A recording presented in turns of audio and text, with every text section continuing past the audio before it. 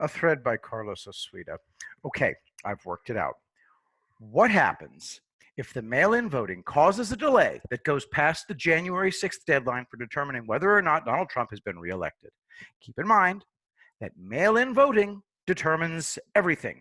The only way to steal the election is by removing millions of real ballots and replacing them with millions of fake ballots. These are paper ballots. In the past, elections were changed by only a few hundred newly discovered mail-in ballots that had fallen behind filing cabinets, giggle, or were left in a mail truck, chuckle, or had been accidentally sent to Lesotho and had been sent back, guffaw. Everyone is on the same paper ballot, all candidates. So if they can't determine the race between Trump and Biden, that means they can't determine anybody's race. You can't certify partial election results. It's not allowed. The results must be sent in together or not at all. What does that mean? No election results for any election. And that is why the Democrats will not, repeat, will not try to steal the election. No election results means no House of Representatives. Article 2, Section 1, Clause 6 of the Constitution states the following.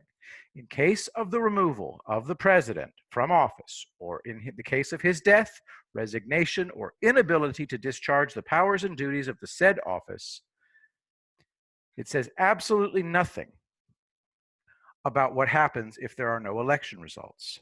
Therefore, the official line of succession is not in play. Got that? No elections is not covered, so the line of succession is irrelevant. Only one thing can happen. In the 2000 election, it looked like the Florida recounts would delay the election results past the deadline. Therefore, the state legislature decided to appoint new electors for the Electoral College, and the Supreme Court allowed it. Bush v. Gore. Guess what?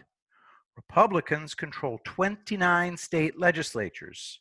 Nebraska is a unicameral legislature, but it's reliably red, while Democrats control only 19 state legislatures.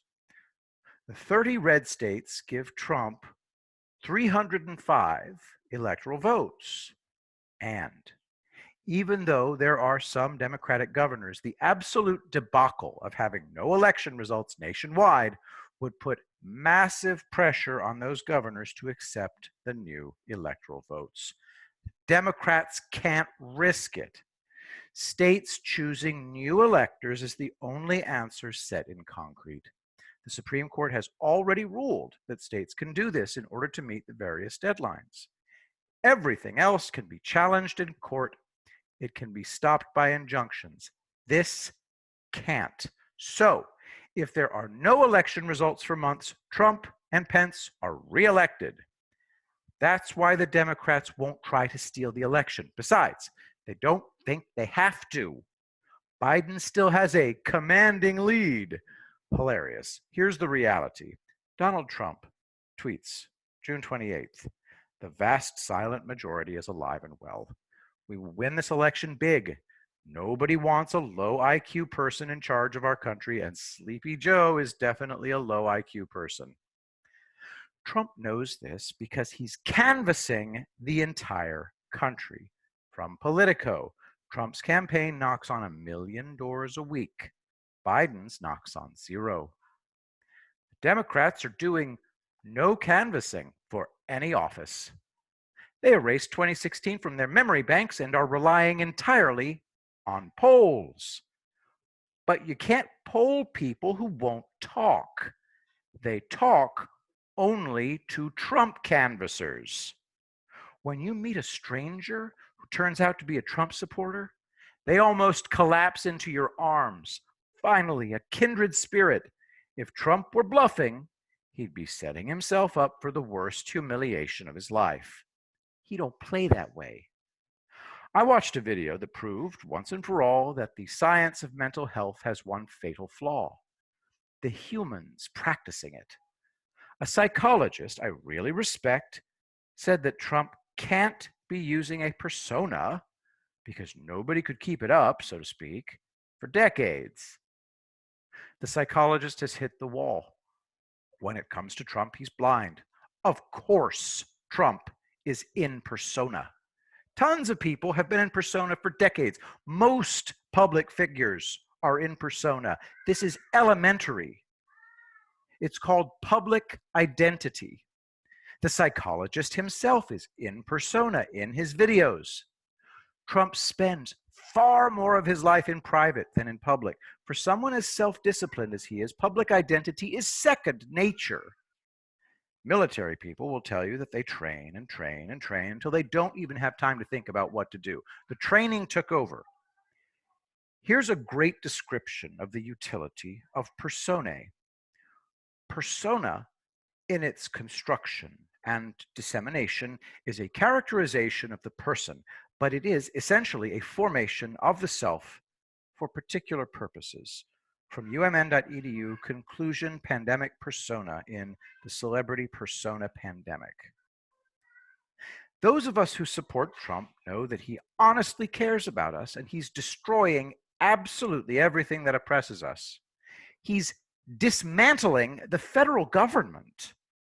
Therefore, the idea that he's a dictator and a tyrant is insane.